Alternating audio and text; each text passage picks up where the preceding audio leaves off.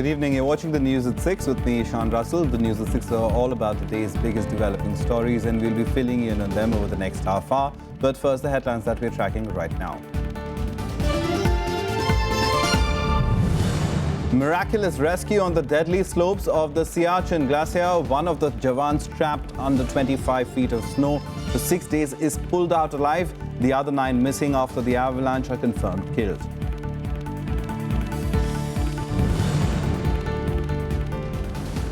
More pointers at the Pakistan LET nexus on day 2 of David Headley's deposition on the 26/11 attacks.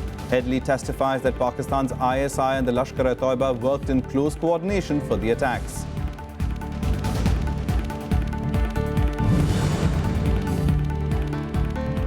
Gold breaches the 28,000 mark, soaring 710 rupees in its biggest surge in 2016. It's at its highest level in the last year.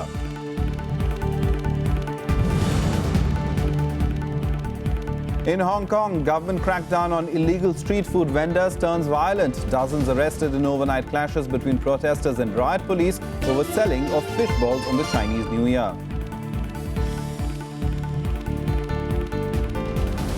And 3-time champions India steamrolled Sri Lanka to enter the ICC Under-19 World Cup final.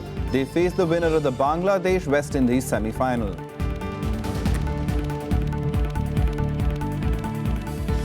The top story this evening is news of a miracle amid fading hopes of finding any survivors after the avalanche that struck Siachen Glacier last week. After 6 days of intensive search, rescue teams have pulled out one of the soldiers alive from under 25 feet of snow. Pulled out to life from the jaws of death. Lance Naik Hanumantapa spent close to 6 full days under 25 feet of snow after an avalanche hit his post at 19,600 feet on the Siachen Glacier. And he lives to tell his tale. Intensive rescue operations using radars and heavy equipment have gone on at those peaks since tragedy struck on the 3rd of February. एक body जो है live मिली है, वो body नहीं है, एक जवान live हालत में मिला है, and it's absolutely a miracle because 25 foot snow के नीचे था, और 25 फुट स्नो के नीचे टेम्परेचर बहुत ही डाउन होगा. The Prime Minister visited Lance Naik Thapa in hospital soon after he was flown to Delhi from the glacier on Tuesday. He's said to be critical still. Doctors hope the miracle can prolong itself. ಹಿಂದಿನ ಪ್ರಯಾಣ ಅಂದ್ರೆ ನಮ್ಮ ಅಜ್ಜಿಯವರು ಅಂದರೆ ಅವ್ರ ತಾಯಿಯವರು, ನಮ್ಮ husband ತಾಯಿಯವರು, ಅವ್ರ ಪ್ರೇರಣೆ ಭಾಳಿದೆ. ದೇವರಲ್ಲಿ ಅವ್ರು ಕೇಳ್ಕೊತಾ ರೀತಿಲಿ ನೋಡಿದ್ರೆ ಅವರು ಕರೆನ ಪುನರ್ಜನ್ಮ ಪಡೆದಿದ್ದಾರೆ ಅಂತ ಅನಿಸ್ತದ. ಮತ್ತೇನು ಬೇಕ್ರಿ, ನಮಗೆ ತುಂಬ ಖುಷಿಯಾಗಿದೆ ರೀ. ನಾವೀಗ ಅವ್ರ ಕಡೆನೇ ಹೋಗ್ಬೇಕು ಅಂತ ಆಸೆ ಆಗಿದೆ. ನೋಡ್ಬೇಕು ಅವ್ರನ್ನ ಯಾವ ನೋಡ್ತೇವೇನೋ ಅಂತ ಅನ್ಸಾಗ್ತಿದೆ. ಭರವಸೆ ಇತ್ತು ರೀ. ಅದು ಭರವಸೆ ಏನಿತ್ತು ಅಂದ್ರೆ ನನಗೆ ಮೊಗ್ಗದಾಗ ಬಂದು ನಾನು ವಾಪಸ್ ಬರ್ತೇನೆ ಅಂತ ಕನಸಿನ್ಯಾಗ ತಿಳ್ಕೊಂಡಂಗೆ ಆಗಿತ್ತು ರೀ. ಅದು ನನಗೆ ಕನಸಿನ್ಯಾಗ ಬಂದು ನಿಂತಿದ್ರಿಗೆ ಹೇಳಿದಾಗ ನಾನು ಮನಸ್ಸು ಗಟ್ಟಿ ಮಾಡೇನಿ ರೀ. 9 other army personnel of the Madras regiment who were crushed under the avalanche with Hanumantapa are confirmed killed. 5 bodies have been recovered so far. 4 have been identified. Risks of fresh avalanches on the world's highest battlefield continue to be as real as ever. Bureau Report, Rajya Sabha Television. And it was another day of revelations in a Mumbai court as Lashkar-e-Toiba operative David Coleman Headley gave a deposition via video conferencing, making more startling revelations that detail the extent of the Lashkar's planning before the 26/11 Mumbai attacks. Headley told the court that the terror outfit had planned an attack a year before 26/11. At that time, they were targeting India's defense scientists. That attack was called off as the scientist meet was cancelled. The Lashkar-e-Toiba planned to target India's defense scientists a year before the 26/11 strikes. The attack was averted when the meeting of the scientists was called off. The LET operative turned approver David Coleman Headley also testified that Pakistan's inter-services intelligence had asked him to recruit Indian army men to spy for them. I did ask him, why did you videograph the second floor of Hotel Taj? On my query, he replied that Lashkar-e-Toiba wanted to attack on a particular day when the Indian Scientist Conference was going to be held. Headley also revealed in court on Tuesday that he had conducted a recce of the Taj Mahal Hotel, the Naval Air Station and the Siddhivinayak Temple on his visits to India. Headley claims he also selected the landing sites for the terrorists. Headley used GPS during his visits to Mumbai so that the exact location of targets and locations in the Arabian Sea could be stored. Headley says he handed over all the photographs, videos and the GPS to Sajid Mir and Abu Kafa. He has disclosed his close association with ISI, and he said that he was working for ISI also. I did ask him to whom he was knowing about the ISI people. He said that Brigadier Riaz, then he said Colonel Shah. He also said that Lieutenant Colonel Hamza and one Major Samar Ali. Initially he said that Samar Ali, he don't know exact, but when pointed out his telephone number which he had saved in his email account, then he readily agreed. David Headley further confirmed that ISI and Lashkar-e-Toiba had a close nexus with each other. I did ask him how you can say that and on what ground you say that. Then he said that ISI provides the financial, then moral, as well as the military support to the Lashkar-e-Toiba. During the deposition, Headley has, as was expected, revealed a lot of details about his various associations with the LET, ISI formations, individuals and organizations, and how he went about planning a number of things along with the other people. So we'll have to wait till we get to the completion of his evidence, after which we will weigh the various pieces of evidence that he has thrown up, and we'll try to incorporate in our case so as to make our case solid. Meanwhile, the US has said it was ready to assist India in pursuing every possible lead to bring the perpetrators of the attack to justice. US State Department spokesperson John Kirby said his country's commitment was indicative of the close ties between India and America. Bureau Report, Rajya Sabha TV. Now, President Pranab Mukherjee on Tuesday presided over the Conference of Governors at Rashtrapati Bhavan. The conference will be conducted over 2 days. 23 governors and 2 lieutenant governors of the states and union territories will attend the 2-day conference, along with the President, Vice President Mohammad Hamid Ansari, Prime Minister Narendra Modi, Home Minister Rajnath Singh, External Affairs Minister Sushma Swaraj, and a host of other leaders from various ministries are participating in the event. During the 2-day conference, there will be an increased focus on internal and external security, with special focus on terrorism and insurgency, creating jobs for youths with special focus on skill development for school dropouts, implementation of flagship programs of the government like Swachh Bharat Abhiyan, Housing for All by 2022 and Smart Cities, improving quality of higher education, giving impetus to Make in India program and employability, and Act East policy and development of Northeastern region.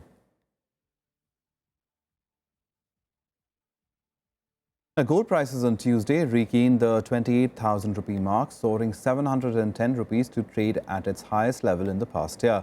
The precious metal had gained 825 rupees in the last 8 days. Silver also reclaimed the 37,000 mark by rising 1,180 rupees to 37,230 per kilogram. The rise came on the increased offtake by industrial units and coin makers. In the national capital, gold of 99.9 and 99.5% purity zoomed by 710 rupees each to 28,585 and 28,435 per 10 grams respectively, a level last seen on the 21st of January 2015. Depreciating rupee against the dollar made imports costlier, and shifting of funds from weakening equity to bullion also supported the upside.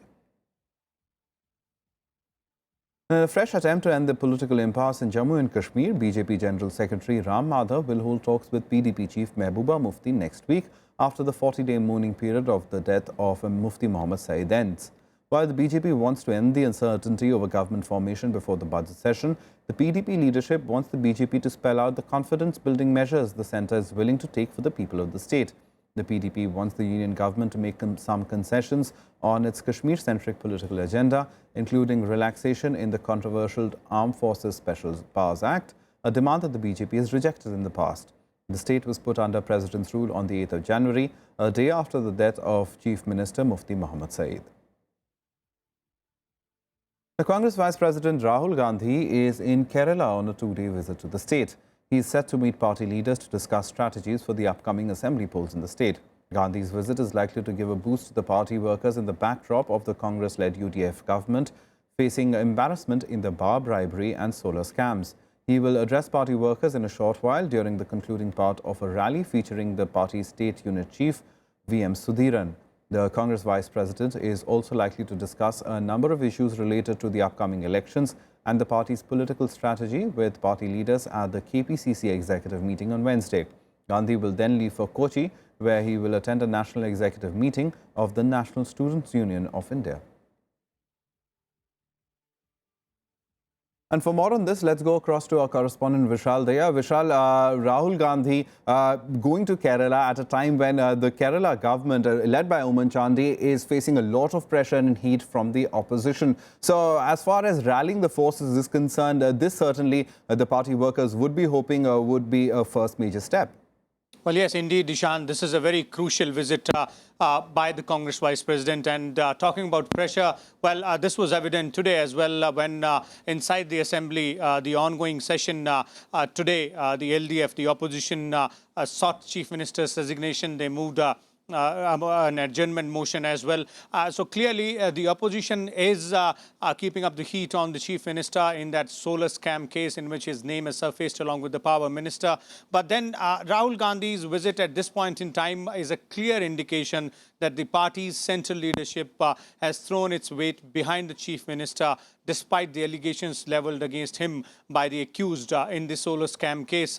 Now, it is also a clear indication that though the assembly elections are not too far away, but the Congress is not at all keen to change the leadership in the state, is not at all, mulling over the idea even to a change of guard in the state just few months before the state goes for polls. Also very interesting at this point in time would be that while in Kerala the Congress-led UDF is locked in a very bitter political battle with the left front-led LDF.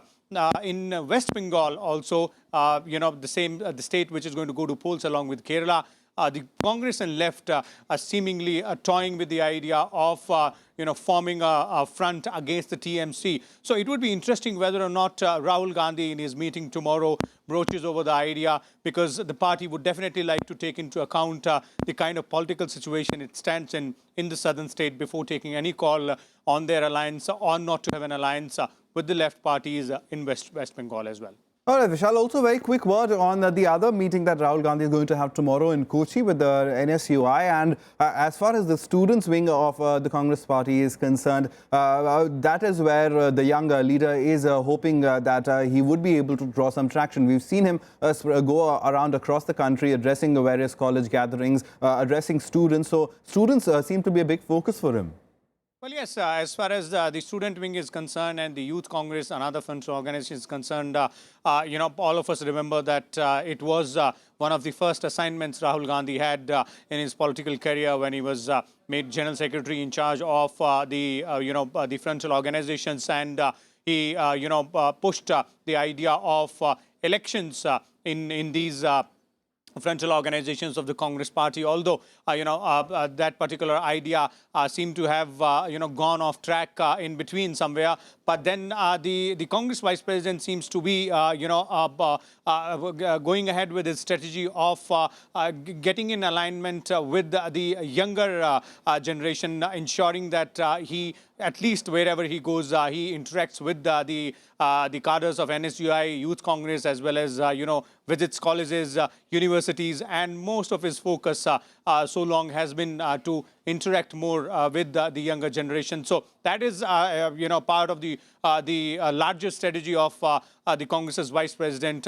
But then apart from this, it would also be important to the fact that the assembly elections are not too far away. And as we were talking earlier, Ishan, the present government, the incumbent Chief Minister, is, battling corruption charges. So obviously, these younger, cadres of the Congress party would definitely come in handy for the Congress's main unit in the party when they go into the assembly elections a little later in this year. All right, Vishal, thanks very much for that update for now. Well, time now to take a look at what else has been making news around the country and nationwide.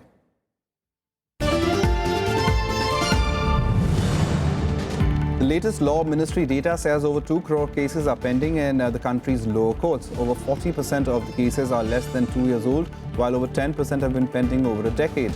The Department of Justice says that one of the biggest problems facing policymakers in this field is the lack of any benchmark to determine when a case should be considered delayed. The Supreme Court asked the centre to produce a list of all documents seized from the offices and residence of deposed Arunachal Pradesh Chief Minister Nabam Tuki and his ministers.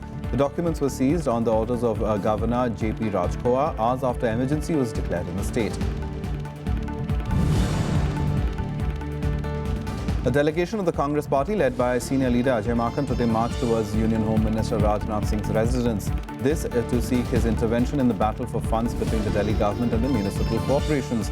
Makan also alleged that there is exploitation of ad hoc and temporary employees of the MCD. Time for us to take a quick break. Lots more on the other side. Do stay tuned.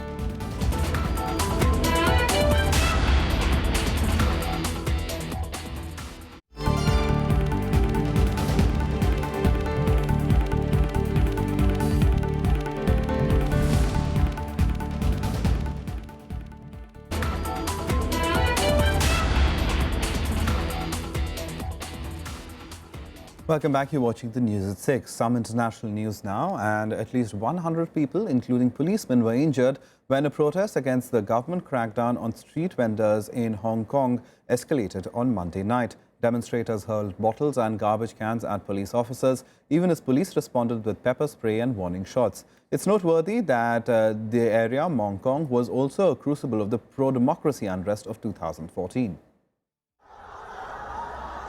Violent start to the Lunar New Year in Hong Kong. Clashes broke out in Mong Kok district overnight, injuring at least 100 people after police cleared illegal food stalls set up for the New Year celebrations. Angry protesters hurled bottles, bricks and garbage cans at the police. Police used batons and pepper spray and fired 2 warning shots into the air. At least 54 people have been arrested. The SAR government strongly condemns such violent acts. The police will apprehend the mobs and bring them to justice. Also, I send my regards to police officers and members of the media who were injured in the riot. While street stalls are common in the Mong Kok area year-round, they are especially popular at this time, selling traditional New Year snacks. At the time of the planned crackdown on hawkers, hundreds gathered in the area to defend them, resulting in the clashes. The Hong Kong chief executive defended the police actions, saying the protesters had asked for it. They damaged police cars and public properties, committed acts of arson, threw bricks and other objects at police officers, including those who had already been injured and were lying on the ground, seriously jeopardizing the safety of police officers and other people at the site. Normalcy is slowly returning to the city, with the underground rail network, the MTR, that had closed in the area after the riots, now being reopened. The city's scheduled firework display planned for Tuesday night above the harbour would also go ahead as planned. The clashes come at a time of worsening relations between Hong Kong and the central Chinese government. In 2014, Hong Kong had seen massive pro-democracy street protests. Bureau Report, Rajya, Sabha TV. The former Nepal Prime Minister and leader of the Nepali Congress, Sushil Koirala, passed away this morning due to pneumonia. He was 79. Koirala died at his residence in Maharajganj on the outskirts of the capital Kathmandu at 12:50 a.m. local time. He was earlier successfully treated for lung cancer in the United States. Koirala's body has been kept at the Dashrath Stadium to enable party cadres and others to pay their tributes.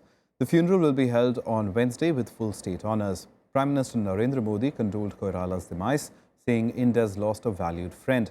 President Pranab Mukherjee and Congress President Sonia Gandhi, along with several other leaders, also condoled his death. Koirala was credited with the promulgation of Nepal's new constitution, and after protests erupted from the Madhesi camp, he also attempted to resolve the issue by negotiating with them. Koirala was also instrumental in the fight for democracy in Nepal, leading the protests that ended a centuries-old monarchy system. External Affairs Minister Sushma Swaraj is leading an all-party delegation to Nepal for his funeral. नेपालको लोकतान्त्रिक आन्दोलनका एउटा अथक योद्धा जसको असाधारण योगदान रहिआएको छ उहाँको निधन भएको छ र यस दुःखको घडीमा म दुःख व्यक्त गर्दै उहाँप्रति हार्दिक श्रद्धासुमन अर्पण गर्न चाहन्छु। Now, the United States says North Korea's latest satellite might be a dud. Washington said the satellite North Korea fired into space on Sunday was tumbling in orbit and was useless, like the one the country launched in 2012. It stresses, however, that the same technology can deliver a nuclear warhead strong enough for stronger sanctions. Shadows of doubt over the functionality of North Korean satellite that was launched on Sunday. The US says the satellite was tumbling in orbit and was incapable of functioning in any useful way. South Korea has recovered about 270 pieces of debris believed to have come from the rocket launch from the ocean and is working to analyze the objects. 북한이 이번에 발사한 장거리 미사일은 지난 2012년 발사한 장거리 미사일과 유사한 수준인 것으로 평가하고 있습니다.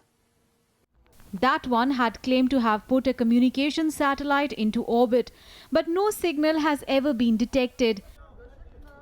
But even though it says the satellite won't work, the US fears the same technology could be used for a nuclear-armed intercontinental ballistic missile to reach its country. The UN Security Council has promised strong action. Washington, too, has vowed serious consequences. There certainly is an agreement about the fact that about an impactful response being necessary. That means considering a range of economic sanctions that would further isolate North Korea. And it would also mean a clear signal, or I guess an additional clear signal to the North Koreans, that the resolve of the international community here is firm. Like on previous occasions, though, the 2012 satellite launch or the January hydrogen bomb test, North Korea remains in celebration mode over what it terms a scientific breakthrough. Accusations and threats from the world community go ignored and unheard. Bureau Report, Rajya Sabha TV. Now, after a poor showing at the Iowa caucus, a U.S. Republican presidential candidate Donald Trump hopes to do better at the New Hampshire primary today. The CNN poll of polls puts Trump at the top of the pile of Republican candidates. For the Democrats, poll says Bernie Sanders will have the upper hand this time around. Walls work. Just ask any lobby. We can't. U.S. presidential hopefuls racing across New Hampshire making their final appeals to voters ahead of the primary. And no winter storm can stand in the way. We have now is the most selfish generation of leadership this nation's ever faced. The CNN poll of polls says billionaire businessman Donald Trump holds a chance of topping the GOP hopefuls this time. Trump is tipped to get 31%, well ahead of Marco Rubio's 15%.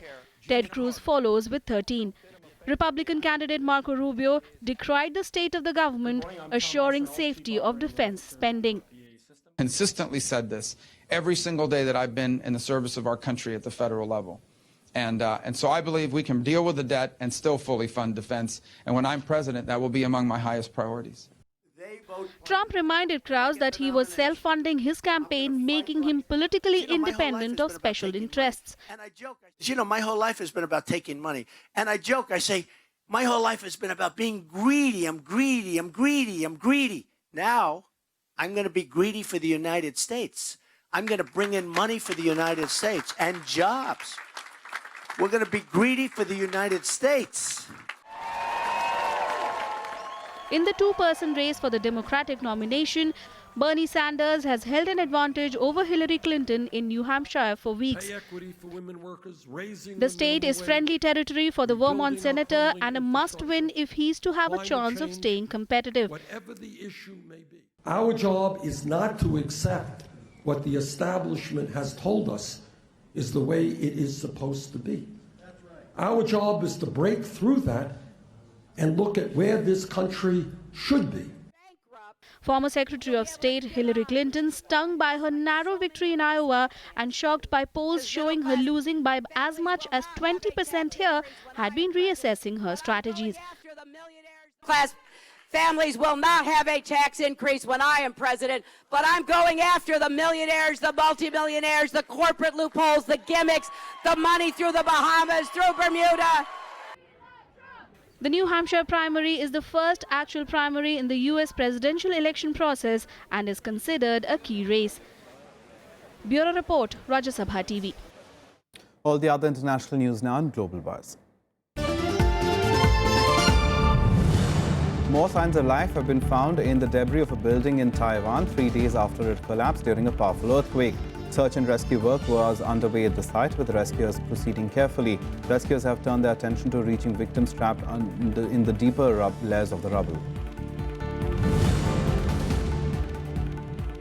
Dozens of refugees were rescued from the Aegean Sea on Monday. The Greek Coast Guard came across several rubber dinghies crammed with migrants, mainly from Syria and Afghanistan, and towed them to safety.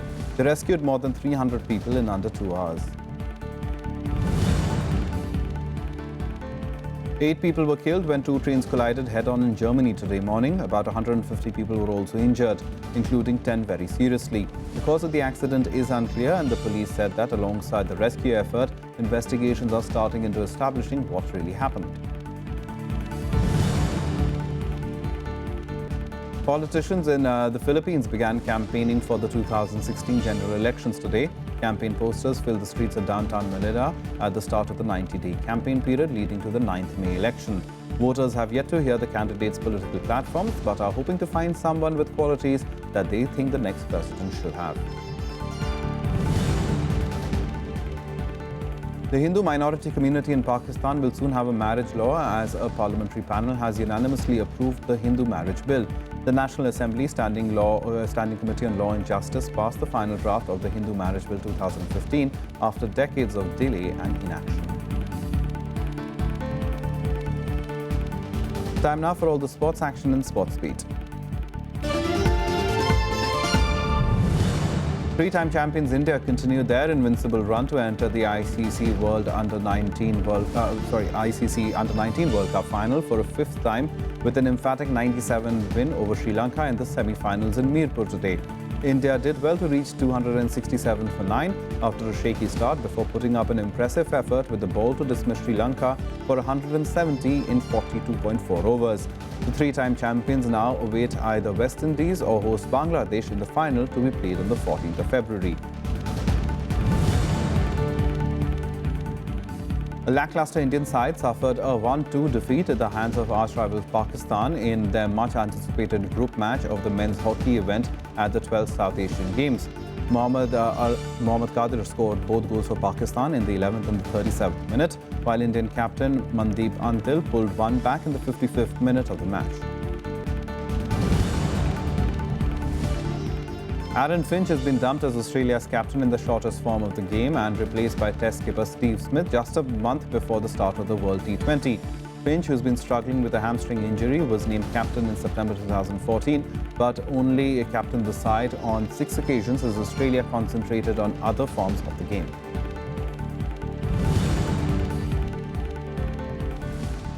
Venus Williams defeated Poland's Magda Linette to give the United States a 3-0 win in their Fed Cup World Group 2 first round tie in Hawaii. Williams secured a convincing 6-1, 6-2 win in 61 minutes with her 19th Fed Cup singles victory.